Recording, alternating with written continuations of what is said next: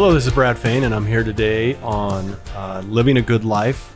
Cast 11 is our channel here, and I'm here with our editor of Signals and TG Magazine, Guy Rogerson. Howdy. And thank you, Guy. Good to see you again. Likewise. We're here with our special guest, Mr. Tim Carter, Yavapai County Superintendent. And I have to say, it feels weird to be here because the last time we were like real formal, I was in your classroom some 34 years ago, senior year. Must pass the class to graduate. My favorite story about the class was you standing up there in front of us before a test saying, I make 6 tests. I throw them on my family room floor the night before, and my family assembles them. So if you're going to cheat, you're going to have to be really good at cheating because that's how you're going to make a living. So I'm glad to remember. I remembered. So it's been a long time. I've known you. Remember you yelling around the track coach, yelling at your runners, going around and around. And you were quite a presence at Prescott High School. So welcome. Glad to have you here. Happy to be here. Today we really want to talk about our show is all about community and design, and we want to have just an honest conversation about how we look at community, how we design community, how that impacts housing, how that impacts the people that make our community great, like teachers and nurses and police officers and firemen. And so if you wouldn't mind, just kick us off with like your role as Yavapai County Superintendent. How is that different than the Superintendent of Prescott Unified School District? And then we'll just kind of launch into how is education woven into this discussion about housing? Okay. Well, Arizona has a kind of an interesting process that we go through from the standpoint of the way state offices and county offices work in relation to local governing boards. So my job is to work with 25 school districts, 24 charter schools, and 17 libraries in Yavapai County. And we're a service provider. We're their bank. We take care of all their finances with them in association with them. They make the decisions. We simply make sure they're doing it correctly. We handle all their elections and anything else that they need assistance with. Our motto is listen, innovate, and serve, and that's exactly what we do. So I'm not the boss for the school districts. They have a district governing board that's elected by voters, and then they typically hire a superintendent and then administrators and teachers and those kind of things from there. So our job really is to help provide a service to them. And when they identify issues for us, our goal is to enlighten the community about those issues and to try to find a solution. And without a doubt, the biggest issue that we have right now in Arizona when it comes to education is the fact that we have a very difficult time recruiting and retaining teachers. It is without a doubt the biggest issue that we're dealing with. And of course, housing is a big part of that. Mm-hmm. So this is an issue that we've been spending a lot of time talking about. Yeah. In my world, I hear a lot of people that there's a battle around growth, or this, I call it a battle because it tends to be divisive. They want to put one side against the other. We need to stop growth. We need to continue with growth. And I see that directly relating to the housing prices. If we stop growth, then there's fewer houses, fewer opportunities for people to live in, and it seems to compound the issues that then teachers have to deal with. How does your industry or your organization look at growth from the standpoint of the school districts and the teachers? Well, growth for schools in Yavapai County over the last several years has had a couple of different formats. There was a time period where we had pretty good growth. In the neighborhood of 5 to 8% in some areas. And then it simply stagnated. And then we had a little bit more growth and then stagnated again. And we kind of go through these cycles. COVID certainly added a whole new dimension to that. Mm-hmm. So our focus is not necessarily on the growth. Our job is to make sure that we're able to handle whatever that growth is. And we have a lot of growth in the area, but it's not necessarily young families with children moving in. So that's kind of an interesting thing. But our focus is always on education. And so when we identify an issue, it may be associated with that growth, or it may simply be associated with the fact that you've got a a teacher and a family and maybe a couple of kids, and let's say they're making $40,000 apiece, it would be very difficult for them to move to Prescott or Prescott Valley and purchase a home at today's prices. And it might be very difficult for them to move here and to lease a house or to even rent a house with, in some cases, we've got communities where there are literally no houses, no trailers. There are no structures available. So what do? Well, they try to find the next closest community and then drive. Well, that is not something that's going to sustain that family and those teachers in our communities. So we continue to try to look for other solutions. Wow. I mean, I don't think people realize the connection there to like your teacher, the one you admire, you work with your kids, and they can't afford to live here. And they're like so essential to our youth, the next generation who, we want to see grow up and get good jobs and take over. Yeah. So hopefully we can retire someday, that they can't find a teacher to be able to afford to live here. And the problem that's compounded, of course, is that it's true of all service industries just about. I mean, law enforcement, firefighters, healthcare, same exact kind of situation. So you have all of those different groups that are trying to resolve a common issue. And unfortunately, we're competing against each other for those same houses. Mm-hmm. Yeah. Now, I've heard in some cases where you have multiple teachers living in one house, where there are like 3, 4, or 5 living in one house. I mean, what does that do to the morale of just the whole business of being in the school and education system? Well, we do a lot of recruiting out of state, and we try to identify states that produce more teachers than they actually hire within their state. And South Dakota is a great example of that. So we usually send a team up there every year, and it's not uncommon to hire 3 or 4. And if they all come back to kind of the Prescott, Mayer, or Chino Valley area, then they could share a house, and you might have 3 or 4 typically single, unmarried guys or gals in the same home, and they're sharing the cost of whatever that rent, or if they're able to purchase something, they might be able to do that. That usually works okay for year 1, maybe year 2, but usually by year 3, you have people that want to get married and start their own family, and Sure. Now what do we do? Mm-hmm. And we also have the same issue as other areas of Arizona has, is that you have areas that are relatively close to us, for example, in the North Valley and Deer Valley and those kind of areas where they have overrides and that they're able to pay their teachers substantially more than we are. So it doesn't take those young teachers very long to realize that, 40 miles away or so, there's another place that we may be able to get a raise, and there's probably a much better likelihood that we're going to find housing. Right. So it's quite a competitive market that we're dealing with. Yeah. I don't think people understand how competitive it is. Yes. I heard 2 things there. One is it was more about inventory. We hear attainable housing or workforce housing, and then we also hear attainable, right? But there just sounds like there's a lack of inventory as a whole. Let's forget about pricing for a second. So that's one thing I kind of heard. Well, that's a good point, but it is very specific to the community. Right. We deal with 25 districts and 24 charters. So we've got 101 campuses spread over a pretty good-sized county.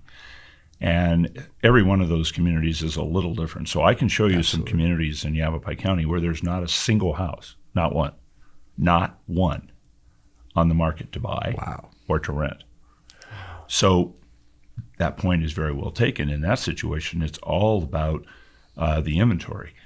But then what happens is you start having this ripple effect of those folks have to move further and further away from where they're teaching or working. And now what is both an inventory and a financial problem in that district starts having a negative impact on the inventory on neighboring districts. Right. Mm-hmm. So it is a very interesting dynamic that we're trying to resolve. So that's one. And the other thing that I heard was part of your mission or your task is to deal with the type of growth, and there's a couple different types of growth. And you mentioned it's not necessarily young families moving here, but probably retired folks that are moving. How is that challenge different than, say, a surge of young people moving here, I hear connectivity to community. Is there a challenge there with your retired folks that come here? And I get it. I moved here for quality of life. Not retired yet, but is it a much different challenge when you have a large, you see growth in the community, but it is retired people versus young families moving here to work? It is significant, and it creates, in my view, a couple of issues. Number one, it changes the dynamic of the kind of home that you're going to see. To be quite honest, if I'm a young married person and we're starting a family, we're probably looking for a different type of starter home than the retired couple that's moving from California. And they might be able to pay cash for that house because they probably sold for a pretty good price when they left California. So those dynamics are very different. One of the things that we were able to do with the county is we were able to get them to develop for us, or in partnership with us and with Yavapai College, some designs of homes. And we were able to take those to the County Board of Supervisors and get those approved, from 900 square feet to about 1,400 square feet. So for a retired couple, that might not be the size that they're looking for. But for a young family, that might work really well as a starter home. Zoning is also an issue. We have a lot of teachers in Arizona from the standpoint of where school districts purchase trailers, houses. Some of them find hotels, and they're able to renovate it into apartments. We find partnerships between groups like the Arizona Department of Transportation, the Department of Education, trying to share areas where you might have a fourplex, and that can be shared among those agencies and those people that are in that area. So, I mean, there's a lot of different potential solutions, but the issue that you raise is a very good one. And so in this community, it may be that your houses are way outside the price range of young teachers, and in other areas, it may be that you simply don't have any kind of inventory available at all. Right, and I just want to clarify, it's not a slant towards retired people. It's just another challenge for you in the school district. We need those folks, and like I'm right there on the door. Absolutely. Interesting. The other part of it for, I think, the districts is we know that the funding is an archaic model. I think you add another angle to this developed like back in 1985, and it's not adjusted for inflation or something like that? Well, the basic model goes back to 1966. It was modified in 85, and then again in 87, and then it's been tinkered with ever since. But yeah, that system goes back several decades. So you kind of have a triple, quadruple whammy in terms of... It's just like this aggregate limit that we've been dealing with. That was all before the advent of charter schools, and it was all before the idea of open enrollment. Wow. So I'm hearing in this challenge that you face, quality of life. You're recruiting young teachers, in this case from South Dakota. They come here. They're living 3-4 to a place while they're single, but then they want to start a family. And then it seems like they can't find the quality of life here because they can't afford a house to start a family, and the pay raises are coming from another district. It's down south. What I'm curious about on this, we don't have long tenured teachers then. After a while, all our teachers become on a pretty short cycle in our school districts. Is that what you're seeing? And what does that do to the quality of our education when you don't have the teacher that's been around 20 or 30 years and then the new teachers coming in and everybody in between kind of passing the torch along and mentoring each other? It compounds the problem. So if we look just at simple data, if we look at a cohort of teachers that come out of college in year one, and they stay in education through year 2 and then through year 3, we lose 44% of our teachers in the first 2 years. 24% in year 1, 20% in year 2. Now, if we can keep them to year 3, we probably have them. They're probably going to be with us.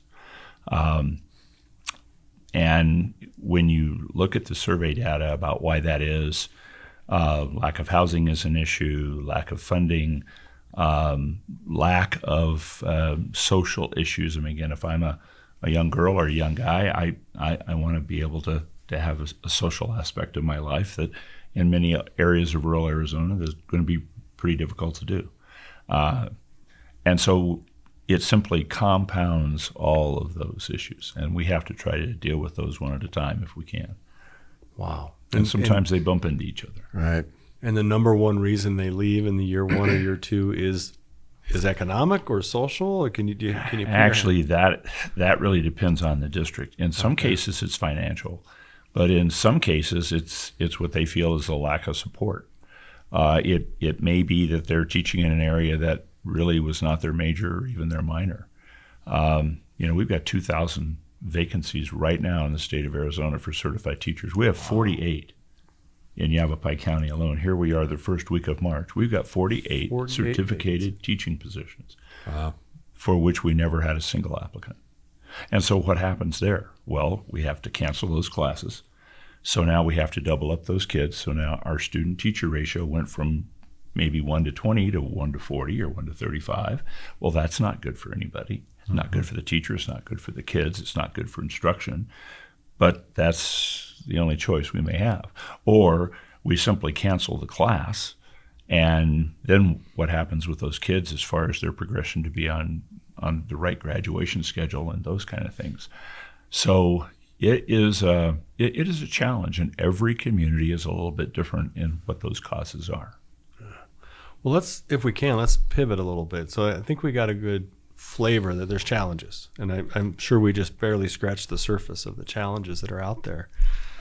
How do we as a community, how do teachers and educators like yourself, businesses, just community members, retirees, how can we all come together and collaborate to solve this problem? And what are some of the ideas that are out there that if we get enough folks around it, we might be able to solve this ourselves? Okay. Well, it takes a community to raise a child, and it takes a community to solve a community problem. And so the idea of getting groups from various backgrounds to talk about a common issue is a really good starting point. And there's been a lot of those discussions. As I told you gentlemen before we started the show, I've already had numerous conversations this week about this specific topic. So there's a lot of interest in why is it happening, how is it happening, and how do we overcome it. So I think there's a couple of things we need to keep in mind. I think the school districts have some options within their own properties and within their own decision-making authority to be able to have some impact on this, probably a greater impact than we're exerting right now. There's nothing other than being able to juggle the funding for it that would keep a school district from building houses or bringing in trailers or developing some kind of an apartment complex for their teachers. And I think we need to do more of that. And I think part of that could be public-private partnerships. Mm-hmm. One of the things Yavapai is doing right now with their 3D printers, I know it's somewhat controversial, but it may very well be the wave of the future. They can build a house in much less time, and I don't want to say a huge financial saving, but some financial saving. Mm-hmm. And it's kind of in the proof of concept phase right now, but they're really working at it. And they've got a lot of great ideas. And so I think we look at every possible solution out there, and we try to bring every option to the table and see what would work. And what will work in Mayer won't necessarily work in Prescott Valley, right, or Chino Valley or the Verde Valley or whatever it might be. So we have to take kind of one community at a time and identify where are the strengths. Now, if I go to Baghdad, I'm going to live in a home owned by Freeport McMoran Copper and Gold because they own the community. Mm-hmm. So even though that's has its own issues, I mean, they don't necessarily have a difficulty finding housing in that community. Well, it seems like here in our area, Prescott Valley, Prescott, Chino Valley, and the surrounding, it's kind of a supply issue. I mean, we're very few homes on the market for sale. There's homes being built, but they're being sold just as they get started. And you have to be there almost with cash to buy the homes. So I kind of go back to economics. That's a supply and demand problem we have here. And so we need to build more, get more units available so it stabilizes price, maybe even drives price down a little bit so that we have more capacity. I know it's different in other communities, but that's what I'm sensing. Our challenge here is just getting enough inventory so that there are those starter homes for teachers and for police officers. I think people are surprised when they hear that it's like a sheriff or a teacher or a nurse that can't afford a home. Well, it's absolutely true. It is, and it's sad that we're at that state, but that's why we're here having this conversation, trying to come up with ideas to solve the problem. Yeah, and we're not. We try to solve things in isolation sometimes, but this problem, the housing problem in particular, crosses several different district boundaries. Yeah. I mean, I can give you examples of teachers that are teaching in Ash Fork that live in Mayer. So that's 4 school districts away where they're actually living, because that's where they can find the home. So it's all interconnected. Well, and I think it impacts the whole community. If we don't have good education, new businesses that look to relocate to communities, one of their first questions is quality of life, which is, what's your education system? Yeah. Can my kids go to school, and what kind of education will they get? Can my employees have their kids go to school? So it's tied to our workforce and other industries. It's tied to the fabric of our community, whether we're a great place to live and retire or whether we're not, whether we can raise a family or not. And so it's not just a teacher problem and an education problem, but to me, I see it as just a really broad community problem because how far education goes into the community. Well, and I think your point is very well taken. And we also know that this is not just a Yavapai County problem. This is a problem all over Arizona. In fact, I think, from what I understand, it is pretty much a problem throughout the Southwest. So, if you're in an area where people are attracted to live, primarily because of that quality of life for all sorts of things, it's one of the issues you're going to have to address. They come here regardless, right? When it's an attractive area, they come. Yes. Yeah. No matter what we say or want or otherwise, they still find their way here. And I think we've seen it over the last couple of years since COVID. People just in masses are like, I'm ready. I'm done with where I was. I'm coming here because of either the elevation, the mild climate, or out of the big city. They all have a reason to be here, and they come. Absolutely true. Yeah. Yeah, what I heard, you kind of nailed it based on your experience and your position, is this is a challenge for everybody. I've had some questions people ask, well, why is your article in Trades that's coming out centric to housing? And it's all connected. If we can't have firefighters or police officers afford houses, or the teachers, what's going to happen to the retirement community if they don't have healthcare workers? It's all connected. And that's why we have to all collaborate on this and have these conversations to come up with the ideas, whatever they are out of the box, if they're not traditional. When you talked about the 3D house printing, and we've been kind of tracking that, it's a super interesting program coming out of CTEC and Yavapai College. Is there a public-private partnership opportunity there to educate, to build, to house simultaneously, right? Yeah, that's absolutely true. It's also interesting that it's not just one solution. We're going to have multiple solutions because, again, what works in one community will not necessarily work in another. Yeah, that's what I'm hearing. Yeah, and the resources that one community may bring is different than the resources of the others. Right. Well, it's certainly a complex problem and challenge for the community, and I want to thank you for coming. Our time's just about up today. Clearly, we just scratched the surface, so we might have to invite you back and dig a little deeper as we explore this concept of designing a community for everybody. So thank you for coming, Mr. Carter. I appreciate it. Well, you're welcome, and I would look forward to joining you again sometime. Thank you. Guy, thank you for being here. Appreciate your support. Appreciate it. I just want to hear some stories about him in the classroom I've got sometime. a few. we need to cut the film first before we get there. Cut. I do want to give a shout out to Central Arizona Partnership, one of our partners in this effort. Their mission is sustainable and reliable growth, and I think this conversation fits right into that. Education is so important to that. So want to thank our partners in that. Mr. Carter, Guy, thank you both very much. Thank you. Thanks.